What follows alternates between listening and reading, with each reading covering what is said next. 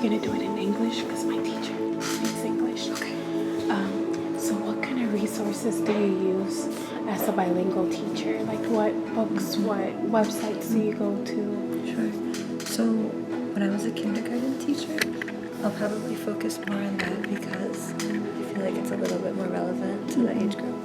So when I was a kindergarten teacher, for Spanish resources for guided reading and that sort of stuff, we would use leveled books. I don't know if that's what you're looking for. We would use like Elefonética, we would use the Rigby PM readers, all those sorts of things that the districts got for us to use in our classroom. So most of the resources that we had came from the district, were bought by the district, and they sent them to our classrooms.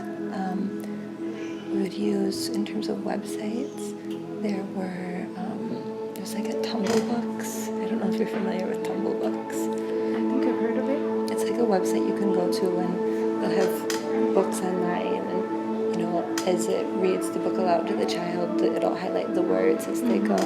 So they would have it in Spanish? Yeah, so they have that in Spanish. And there's a few other that are similar to that also have options in Spanish. There's never as many in Spanish as there are in English, but they do have some.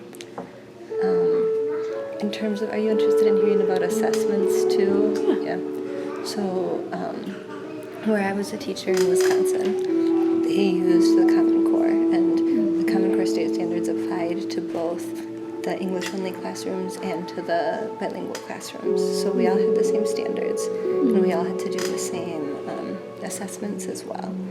So for our running records, we would use either Fontes and Pinal running records, which they do make in Spanish, Okay. or for a few years we used the Rigby one, which they also made in Spanish. The what ones? Rigby, it's just a different brand.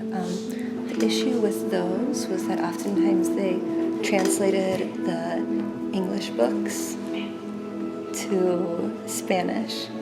So, for example, if you have a book about fruit,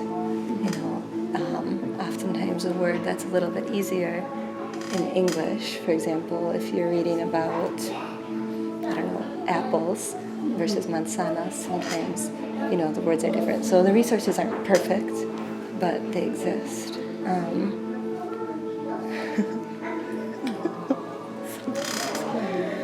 I'm trying to think about what else.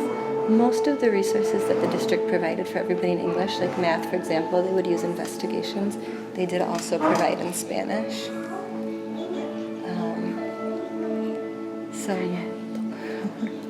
So most of what we had, like I said before, was bought for us from the district to be the Spanish counterpart to what the English classrooms used. Okay. And then, what was I going to ask after that? So you said Common Core has to be?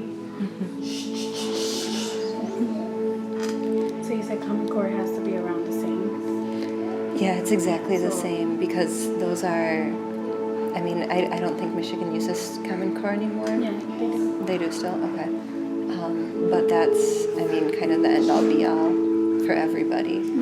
So anything that a child is expected to do in an English-speaking classroom, a child in a bilingual classroom is also expected to do, either in Spanish or oftentimes in both languages. So like if in English, when they do literacy, they're talking about, like, at this point, they're looking at illustrations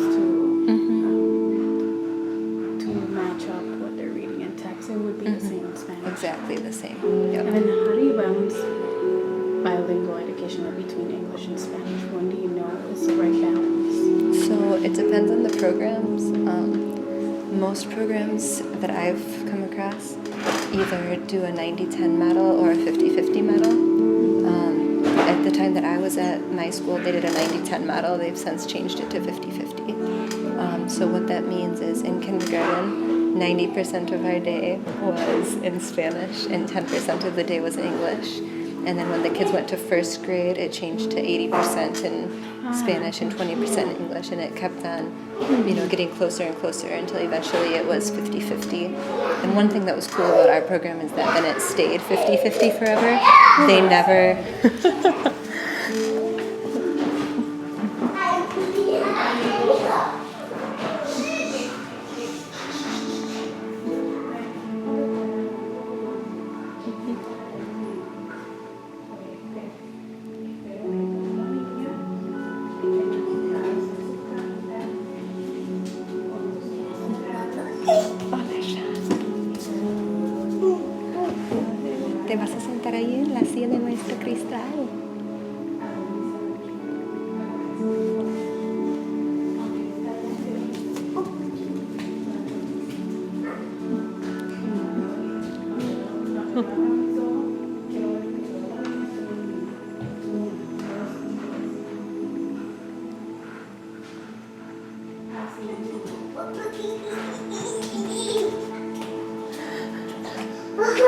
You didn't know you were going to get put to work today, did you?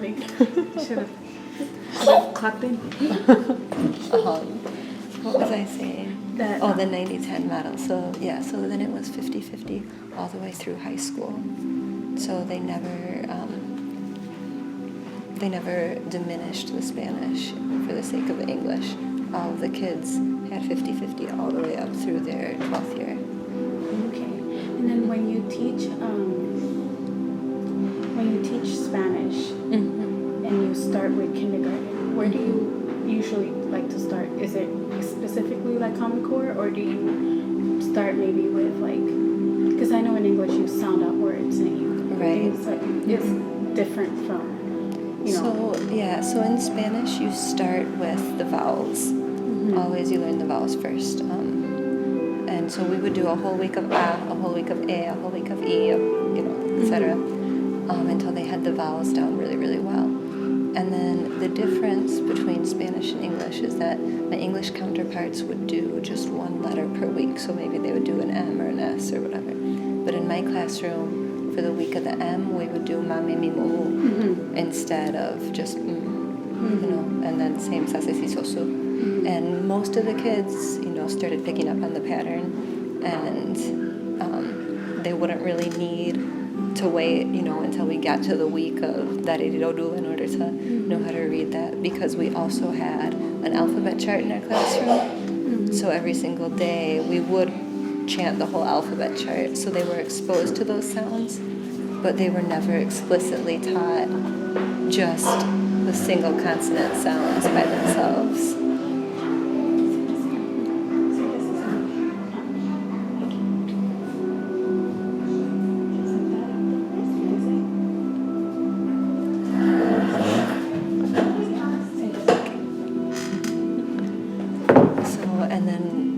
They had the syllables, then everything was syllable focused. One thing that was challenging about that was because a lot of our materials were translated from English to Spanish,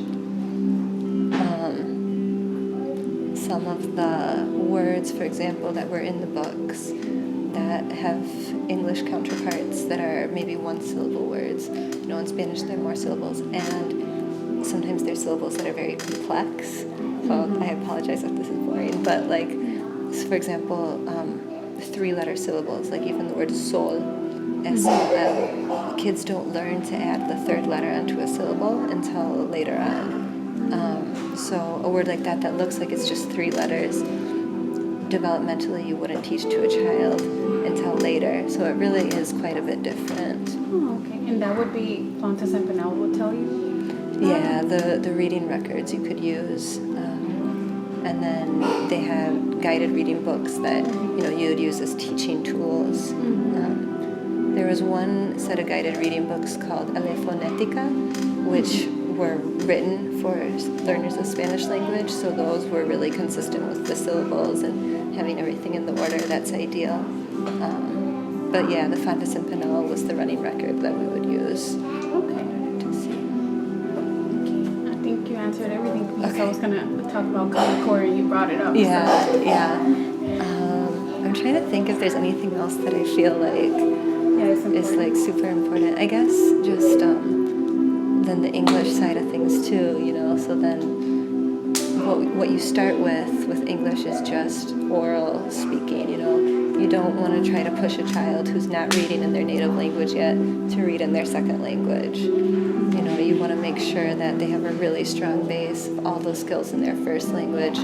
Start teaching them orally the second language. And then once they're at least grade level proficient for reading and writing and everything in their first language, that's when you can start, if they have oral proficiency, teaching them those things in their second language too. Okay. So, yeah. And then books, where do you usually get them from? Do you collect them or do you It's hard. I like having my own books because then I know that no matter where I go, no matter where I work, I'm going to have those as resources. So those would be like classroom library books, like things that are, thematic, or books that I just have out on the shelves for the kids to read. those either I tended to collect or I would go to the library and get them. Otherwise, the district did a pretty good job in Madison. I'm not sure what it's like other places, of making those things available to us, either by getting them into our school libraries or just sending them to all of the bilingual teachers. Okay. And then what about textbooks? Like once you go to a higher grade, are the textbooks given to you, or do you have to order them specifically, or how does that I'm work? not sure. I never taught in high school.